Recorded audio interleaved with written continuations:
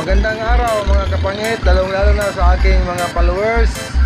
Nais nyo bang pumunta sa lugar na tahimik at mapayapa? Dito lamang sa Diversion Road, bisadahin nyo. Makikita ito sa Diversion Road, Cotabato City. Malawak ang tanawin, presariwang hangin at preskong-presko.